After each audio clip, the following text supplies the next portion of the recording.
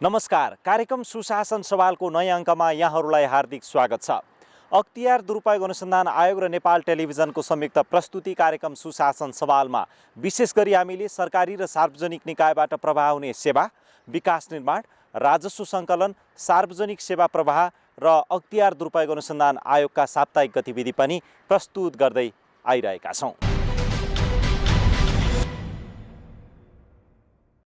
विभिन्न कार्यालयबाट अख्तियार दुरुपयोग अनुसन्धान आयोगमा सरुवा भएर आउनुभएका कर्मचारीहरूलाई आयोगका काम कारबाहीबारे जानकारी दिने उद्देश्यका साथ आयोजना गरिएको प्रशिक्षण सम्पन्न भएको छ। प्रशिक्षण कार्यक्रमको समापन समारोहमा आयोगका प्रमुख आयुक्त प्रेम कुमार राई, आयुक्त डाक्टर सावित्री थापा गुरुङ, किशोर कुमार सिलवाल, आयुक्त जयबहादुर चन्द, सचिव तोयम राया, विभिन्न महाशाखाका प्रमुख लगायतका कर्मचारीहरूको सहभागिता रहेको थियो। आयोगमा सरुवा भएर आउनुभएका कर्मचारीहरूलाई आयोगको काम कारबाही र भूमिकाका बारेमा जानकारी दिन आयोगले प्रशिक्षण कार्यक्रमको आयोजना गर्दै आएको छ।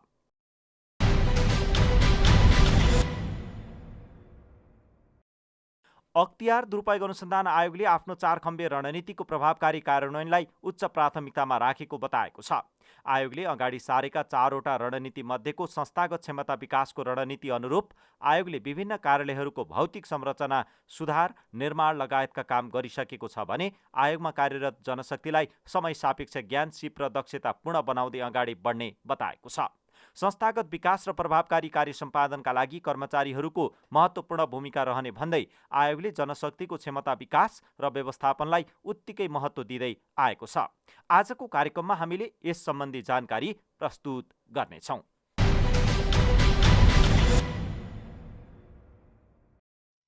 बाटो छेउमा स्रोत नखुलेको 8 लाख रुपियाँ फ्याँक्ने धनुषा बटेश्वर गाउँपालिकाका सवारी चालक वीरबहादुर मगरलाई अख्तियार दुरुपयोग अनुसन्धान आयोगले नियन्त्रणमा लिएको छ। बटेश्वर गाउँपालिकाका अध्यक्ष डम्बरबहादुर रावत छेत्री चढ्ने गाडीबाट 8 लाख रुपियाँ बाटो छेउमा फ्याँकिएको र गाउँपालिका अध्यक्ष छेत्री फरार भएपछि आयोगको अनुसन्धान टोलीले उनको सवारी चालक वीरबहादुर मगरलाई नियन्त्रणमा लिएको हो। यसैगरी आयोगले पर्यटन विकास आयोजना बागमती प्रदेश हेटौडा मकवानपुरका सब इन्जिनियर नेत्रप्रसाद लामिछानेलाई 50,000 अतिरिक्त रकमसहित नियन्त्रणमा लिएको छ। मिति 2077 साल फागुन 21 गते लामिछानेले सेवाग्राहीसँग निर्माण कार्य पश्चात धरौटी रकम भुक्तानी दिने प्रयोजनका लागि अतिरिक्त रकम 50,000 लिइसकेको अवस्थामा नियन्त्रणमा लिई अनुसन्धान गरिरहेको आयोगले जनाएको छ। यसैगरी आयोगले फागुन 21 गते नै नेपाल विद्युत प्राधिकरण सौखुवा वितरण केन्द्र अन्तर्गत ढल्केवर नो लाइटमा कार्यरत सुपरभाइजर जगतनारायण शाह सहित 4 जना उप आरोप पत्र दायर गरेको छ। आयोगले शाह सहित इलेक्ट्रिसियन एम कुमार महतो, ज्यालादारी प्राविधिकका रूपमा कार्य गर्ने नवल किशोर रावत र मनोहर कुमार महतो उप आरोप पत्र दायर गरेको हो।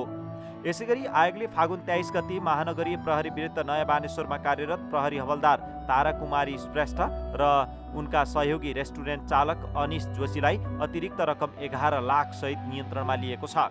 प्रहरी हवलदार श्रेष्ठले भन्सार चोरी निकासीको अभियोगमा त्रिभुवन विमानस्थल भन्सार कार्यालय गौचर काठमाडौँले महानगरीय प्रहरी विरुद्ध गौशालाको हिरासतमा राखेका व्यक्तिलाई धरोटीमा छुटाइदिन्छु भनी सेवाग्राहीबाट लिएको 11 लाख रुपियाँ अतिरिक्त रकम सहित दुवैजनालाई नियन्त्रणमा लिई अनुसन्धान भइरहेको आयोगले जनाएको छ।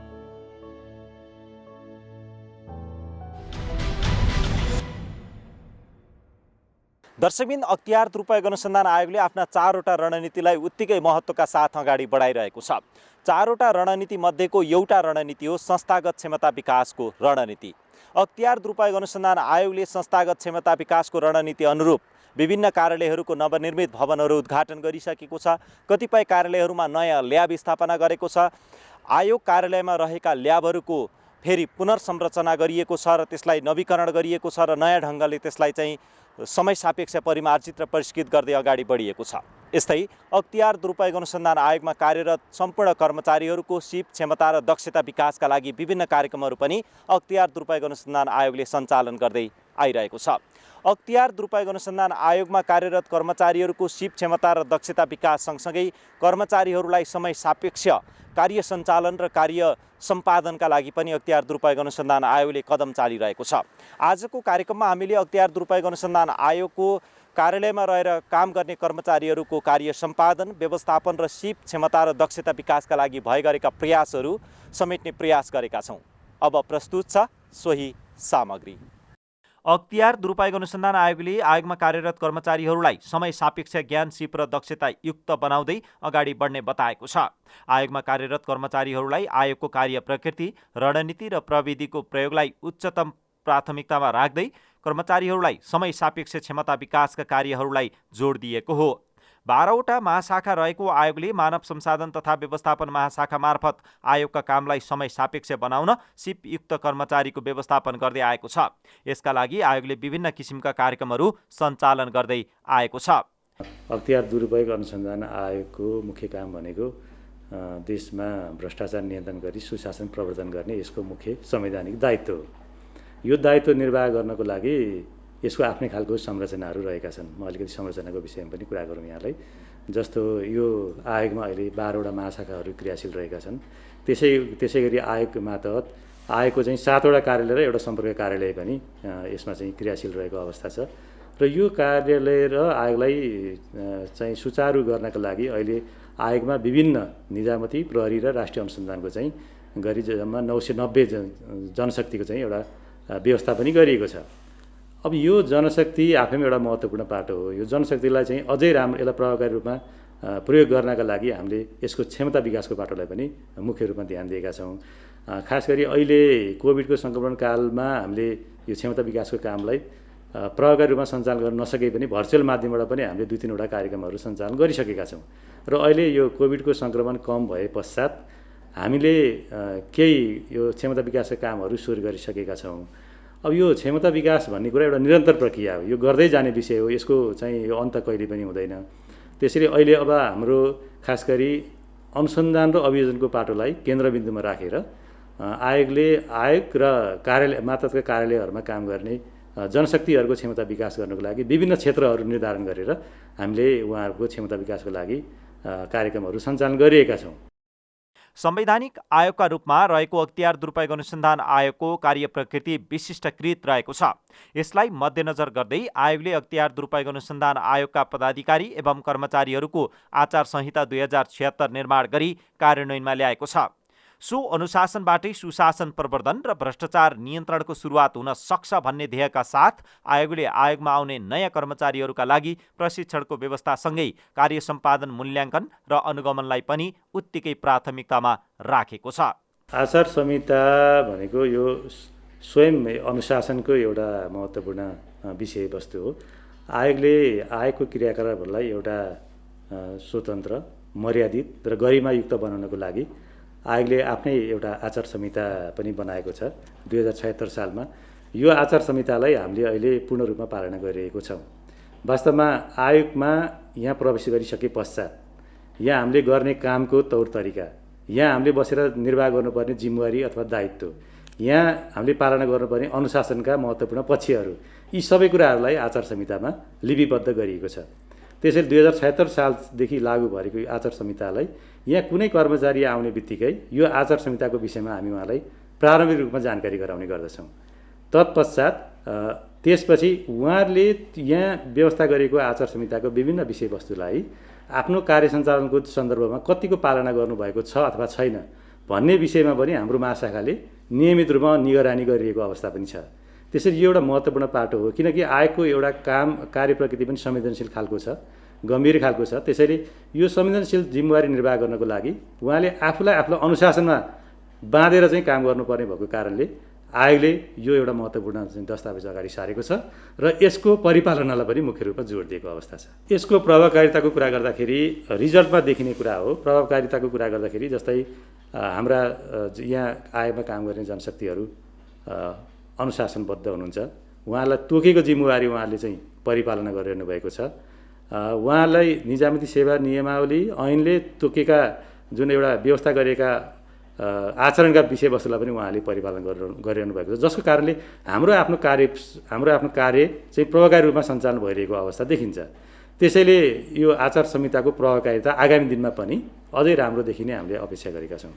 पछिल्लो समय चौतर्फी विकास भएको सूचना प्रविधिको प्रयोगलाई आयोगले पनि जोड दिएको छ। आयोगका कामलाई सूचना प्रविधि मैत्री र केन्द्रित बनाउन लागेको आयोगले सेवा लिने र दिने दुवैलाई यसबारे जानकारी गराउँदै पनि आएको छ। आयोग मार्फत सम्पादन हुने कामलाई सूचना प्रविधि मैत्री बनाउँदै लगिएको छ भने योग्यता, क्षमता र प्राविधिक ज्ञानका आधारमा कर्मचारीहरूलाई जिम्मेवारी दिने परिपाटीको विकास गरिएको छ। आयोगले गर्ने कार्यलाई सूचना प्रविधि मैत्री बनाउनको लागि आयोग एकदम क्रियाशील रहेको अवस्था छ। यतिखेर जस्तै हामीले अफिस अटोमेसन सिस्टम जुन विगतमा सुरु गरेका थियौँ त्यसलाई प्रभावकारी रूपमा सञ्चालन गर्नको लागि त्यसमा रहेका केही कमी कमजोरीलाई सुधार्नको लागि पनि हामीले काम सुरु गरिसकेका छौँ एकातिर भने।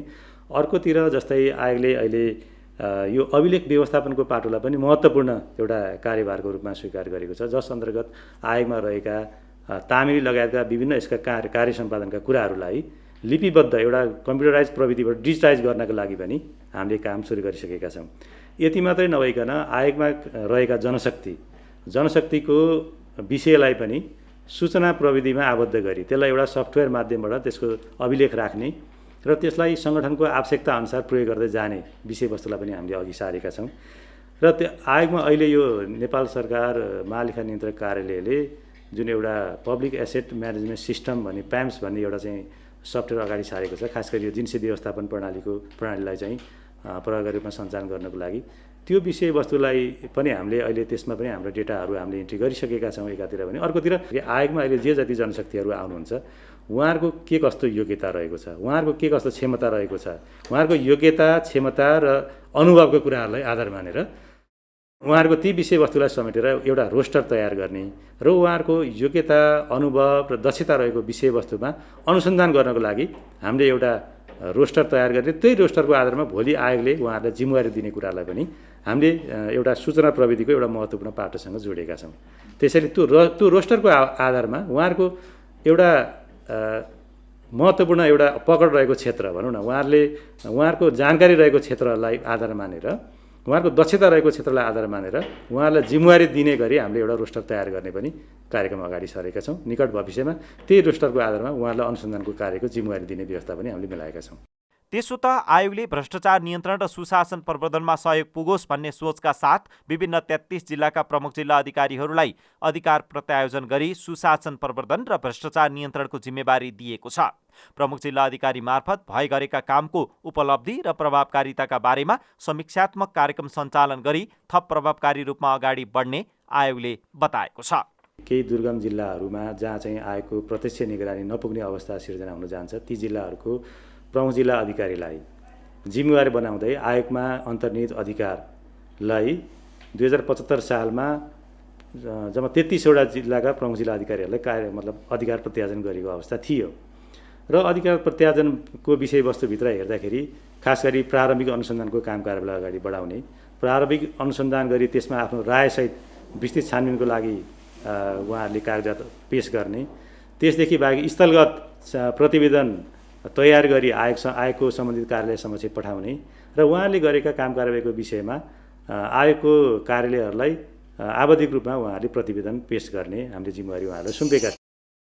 र त्यो जिम्मेवारी निर्वाहको सन्दर्भमा कुरा गर्दाखेरि अहिले पनि उहाँले त्यो जिम्मेवारीलाई आफ्नो ढङ्गले त काम गर्दै आउनुभएको छ र उहाँहरूले आफूले गरेको कामको विषयमा नजिकको आएको कार्यालयहरूलाई रिपोर्टिङ पनि गर्दै आउनुभएको छ। तर पनि त्यो जुन एउटा विश्वास र अपेक्षाका साथ आयोगले त्यो जिम्मेवारीहरू उहाँहरूलाई प्रत्यायोजन गरेको थियो, अधिकार प्रत्यायोजन गरेको थियो, त्यो चाहिँ अलिकति प्रभावकारी ढङ्गले चाहिँ प्रयोग भएको छैन कि भन्ने विषयवस्तु हामीलाई पनि लागिरहेको छ। त्यसैले त्यो विषयवस्तुमा अनुगमन गर्नको लागि आयोगले चाहिँ आफ्नो तर्फबाट अग्रसरता पनि लिएको छ। हामी निकट भविष्यमै ती जिल्लाका प्रमुख जिल्ला अधिकारीहरूसँग अन्तर्क्रिया गरेर उहाँहरूलाई आयोगले प्रत्यायोजन गरेको अधिकारहरू के कति प्रयोग गर्न सकेको अवस्था छ अथवा त्यसमा केही समस्याका विषय पनि छन् कि भन्ने विषयमा हामीले चाहिँ समीक्षा पनि गर्ने र उहाँहरूसँग अन्तर्क्रिया पनि गर्ने र त्यो विषयवस्तुमा अनुगमन पनि गर्ने आयोगले चाहिँ एउटा नीति लिएको छ र त्यो विषयवस्तुमा हामी अगाडि त्यही हिसाबले अगाडि बढ्ने चाहिँ सोच पनि बनाएका छौँ।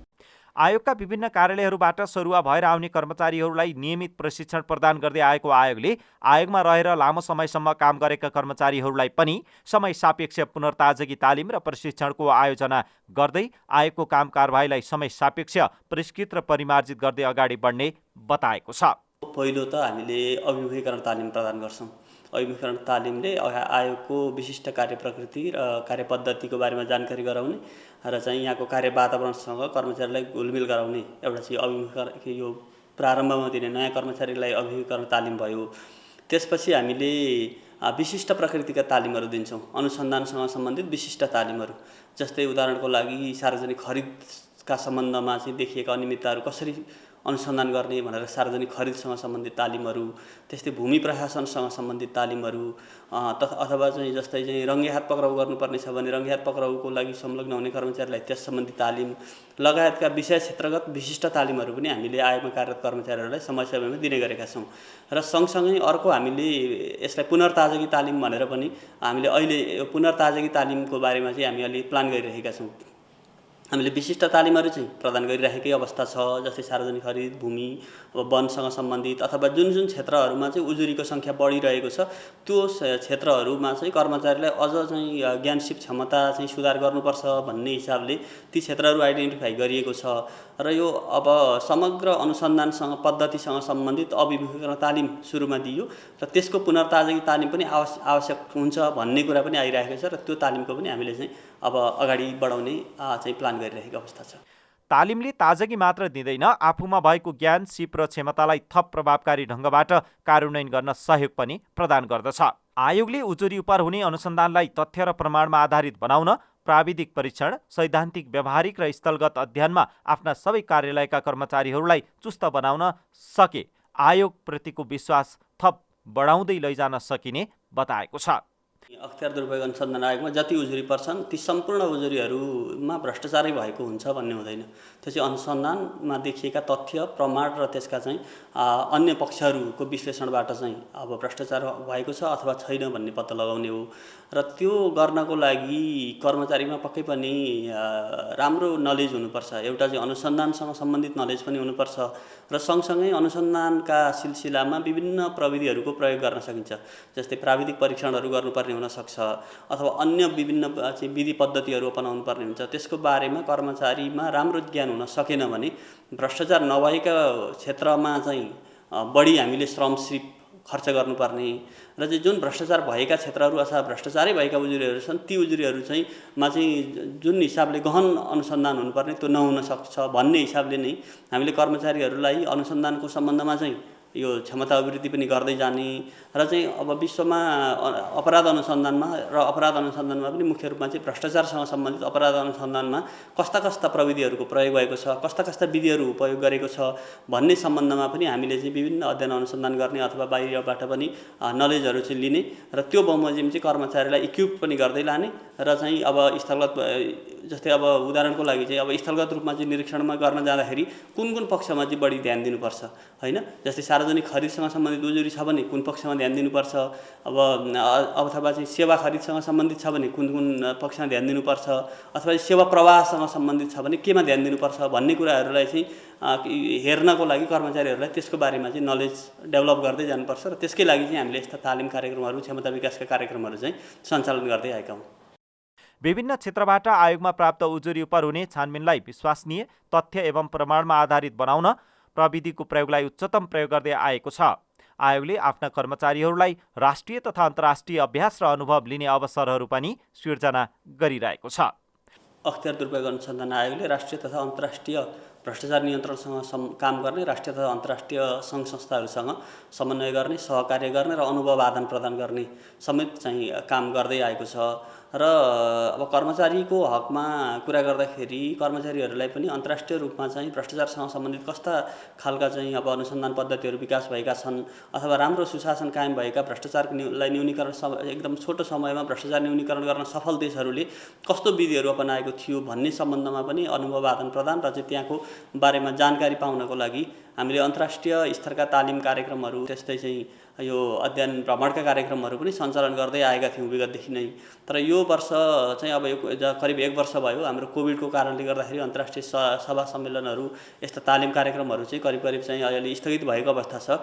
त्यति हुँदै पनि केही अब भर्चुअल विधिबाट भएका तालिम कार्यक्रमहरूमा हाम्रा कर्मचारीहरू केही साथीहरू चाहिँ सहभागी पनि हुनुभएको छ र त्यसबाट पनि अन्तर्राष्ट्रिय अभ्यासहरू के छ र हामीले अब कसरी अगाडि जान सकिन्छ भन्ने सम्बन्धमा चाहिँ यो ज्ञान हासिल गर्ने र अनुभव आदान प्रदान गर्ने कार्यक्रमहरू चाहिँ सञ्चालन भइरहेकै अवस्था अवस्था छ र यो कोभिडबाट अलिकति चाहिँ अब सहज अवस्था भएपछि सायदै हामीले अझ अन्तर्राष्ट्रिय अभ्यास अन्तर्राष्ट्रिय अनुभवहरू लिने खालका तालिम कार्यक्रमहरूलाई पनि अगाडि बढाउनेछौँ। कुनै पनि संस्थाको सफलता र गतिशीलताका लागि संस्थामा कार्यरत जनशक्तिको महत्त्वपूर्ण भूमिका रहने गर्दछ। यसै कुरालाई ध्यानमा राख्दै अख्तियार दुरुपयोग अनुसन्धान आयोगले आयोगमा कार्यरत कर्मचारीहरूको सिप क्षमता र दक्षता विकासका कार्यक्रम अगाडि बढाएको बताएको छ। पछिल्ला 3 वर्षमा भ्रष्टाचार नियन्त्रण र सुशासन प्रवर्धनमा महत्त्वपूर्ण उपलब्धि हासिल गरेको आयोगले आगामी वर्षहरूलाई अझै प्रभावकारी रूपमा अगाडि बढाउन सके, समय सापेक्ष आयोगमा कार्यरत कर्मचारीहरूलाई प्रशिक्षित गर्दै जान सके, यसको प्रभावकारिता अझ बढ्दै जाने देखिन्छ।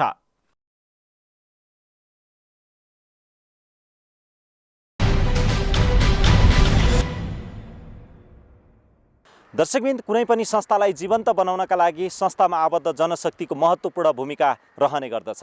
यस्तै अख्तियार दुरुपयोग अनुसन्धान आयोगमा आबद्ध कर्मचारीहरूलाई पनि समय सापेक्ष कार्य सञ्चालनका लागि सिप क्षमता र दक्षतायुक्त बनाउँदै अगाडि बढ्ने आयोगको जुन किसिमको रणनीति छ, यसले अख्तियार दुरुपयोग अनुसन्धान आयोगले लिएको लक्ष्य पूरा गर्नका लागि कुनै न कुनै रूपमा सहयोग त पुग्छ नै। त्यो सँगसँगै तपाईँ हामी पनि सचेत नागरिकको हैसियतले कहीँ कतै भ्रष्टाचार भएको देखियो र पाइयो भने त्यसका विरुद्ध आवाज उठाउनु आवश्यक छ। यदि तपाईँ हामी सबैले भ्रष्टाचार विरुद्ध आवाज उठाउँदै अगाडि बढ्यौँ भने साँच्चीकै सुशासनयुक्त सेवा र समाज निर्माणका लागि सहयोग पुग्नेछ।